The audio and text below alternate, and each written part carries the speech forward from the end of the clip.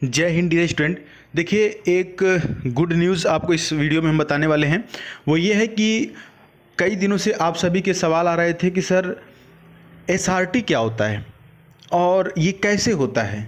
जो बच्चे पहले एग्ज़ाम दिए हैं उनको तो पता है, लेकिन जो नए बच्चे हैं वो इस चीज़ को लेकर के काफ़ी घबरा रहे हैं। उन्हें लग रहा है कि सर आप ग्रुप डिस्कशन तो करा रहे हैं, जीडी के टॉपिक्स तो करा रहे हैं, लेकिन एसआरटी ये कौन सी बला है। तो आइए इस वीडियो में हम बात करते हैं कि एसआरटी क्या होता है और कैसे होता है। ठीक है, एसआरटी क्या होता है और कैसे होता है और कैसे इसको पास करें, है ना।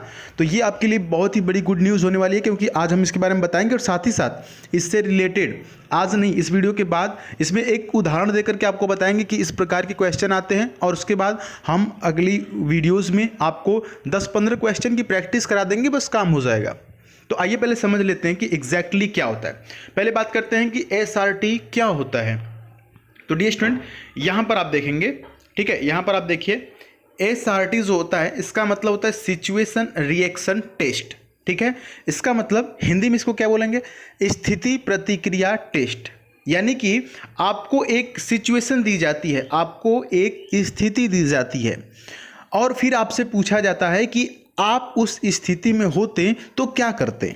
ठीक है, एक आपको सिचुएशन क्रिएट किया जाता है, क्वेश्चन में बताया जाता है कि अगर आप इस जगह पर होते तो क्या करते, है ना। अच्छा, दूसरी चीज़ है कि क्वेश्चन कितने आते हैं, तो 45 क्वेश्चन आपको मिलते हैं यहाँ पर, और जिसको 30 मिनट में करना होता है। आपको गोला रंगना होता है OMR पर, 30 मिनट में आपको सभी को करना होता है। एक चीज़ का यहाँ पर सबसे बढ़िया ध्यान देंगे जो मैं बताने जा रहा हूँ अब इस टॉपिक पे, कि कैसे इसको पास किया जाता है। पास करने के लिए जो सबसे ज़रूरी चीज़ है वो ये है कि आप एक भी क्वेश्चन छोड़ेंगे नहीं। मतलब ये है कि 45 के 45 क्वेश्चन करेंगे। क्योंकि होता यह है ना कि जो ऑप्शन आपको 4 दिए जाते हैं उन चारों ऑप्शन के चारों सही ही होते हैं, लेकिन आपको चुनना होता है कि इन चारों में से सबसे सही कौन सा है।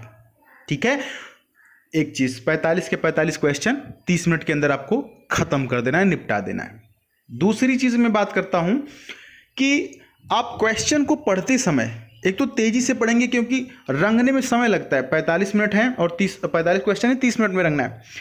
तो जब भी क्वेश्चन को पढ़ेंगे तो थोड़ी तेजी से पढ़ेंगे, एक बात। दूसरी बात, जब उस सिचुएशन को पढ़ने के बाद आप ऑप्शन पढ़ने जाएंगे तो उस समय आपको एक ऑफिसर की तरह सोचना है। Think like an officer.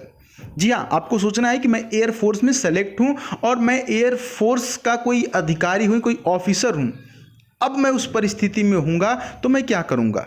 ठीक है, बी रिस्पॉन्सिबल। तीसरी पॉइंट है कि बी रिस्पॉन्सिबल। आपको जिम्मेदार नागरिक, आपको भारत का एक जिम्मेदार नागरिक समझ के उस सिचुएशन, उस प्रश्न का आंसर करना है। ठीक है, जैसे क्वेश्चन पूछता है कि अगर आप रास्ते में जा रहे हैं, अगर आपको 500 रुपए का नोट गिरा हुआ मिल गया तो आप क्या करेंगे। ऑप्शन में ये भी होगा, उसको उठाएंगे, जेब में रखेंगे और धीरे से निकल लेंगे। तो ज़्यादातर बच्चे सोचेंगे कि हाँ सही है, यही सही है, 500 रुपया मिला सुबह सुबह, चलो इसको जेब में रखते हैं और निकल लेते हैं। तो ये गलत हो जाएगा। ये तो आपकी दैनिक जो मानसिकता है वो होती है। ठीक है, लेकिन उस समय आपको सोचना कैसे है, ऑफिसर की तरह सोचना है। सोचना कैसे है, एक जिम्मेदार नागरिक की तरह सोचना है। ठीक है, तो आपको बात समझ में आ गई कि एसआरटी क्या होता है और कैसे होता है और कितने क्वेश्चन होते हैं और कितने मिनट में होते हैं और कैसे सोच करके उसको सॉल्व करना है। अब आइए एक एग्जाम्पल दे करके आपको समझाते हैं। ये क्वेश्चन है जो हमने लिखा हुआ है, आपको बताते हैं। यहाँ पर क्वेश्चन में है, आपको देखिए एक सिचुएशन दी जा रही है। आप उस ट्रेन के दरवाजे पर खड़े हैं जो अभी अभी प्लेटफॉर्म से निकली है। अचानक आप अपने कोच के पीछे से एक आदमी को ट्रेन से गिरते हुए देखते हैं। आप क्या करेंगे। जब भी ऐसे क्वेश्चन आप पढ़ेंगे तो आप तुरंत उस परिस्थिति में पहुंच जाइए। आप पहुंच जाइए और उसको इमेजिन कीजिए कि हाँ मैं ट्रेन में सफ़र कर रहा हूं और मैं देख रहा हूं कि एक आदमी जो है मेरे पिछले कोच से, जो है कि आप अपने कोच के पीछे से देखते हैं कि एक आदमी गिरा, अभी ट्रेन से गिरा। ट्रेन चल रही है, ट्रेन चल रही है, उसी वक्त वो आदमी गिरा। अब आप क्या करेंगे। तो ऑप्शन आपके सामने है, क्या करेंगे। अब अलार्म चेन खींचो ताकि ट्रेन रुक सके और आदमी की मदद हो सके।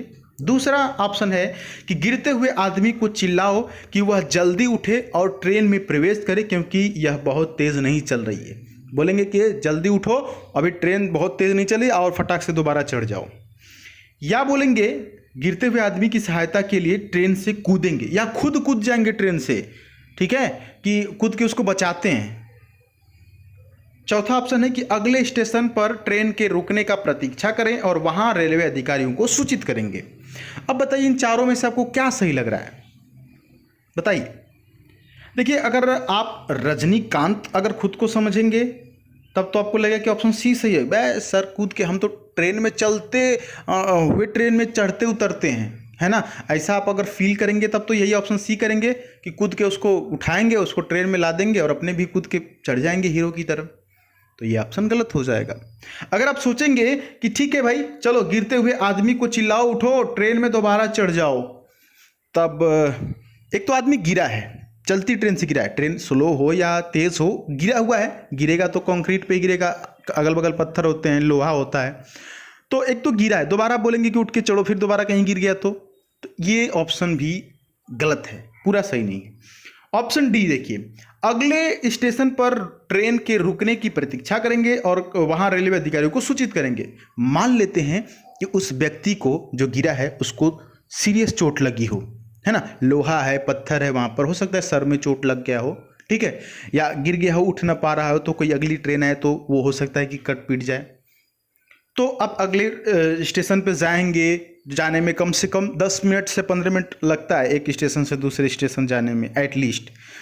अब फिर वहाँ पर सूचित करेंगे, फिर वहाँ से वो लोग आएंगे, तो इन सब प्रक्रिया को करने में एटलीस्ट आधा से 1 घंटा लगेगा।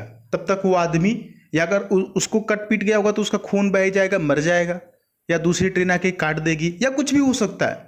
तो ये तीनों के तीनों ऑप्शन बिल्कुल गलत हैं। ऑप्शन ए सही है, अलार्म चेन खींचो ताकि ट्रेन रुक सके और आदमी की मदद हो सके। जो चैन पुलिंग करते हैं ना आप, है ना, आप तो इधर के यूपी बिहार के जो बच्चे हैं जनरल ट्रेन में चलते हैं, जब उनका घर आता है सीधे चैन खींचे और उतर गए, है ना, ऐसा कई बार होता है, हमारे फ्रेंड्स भी करते थे।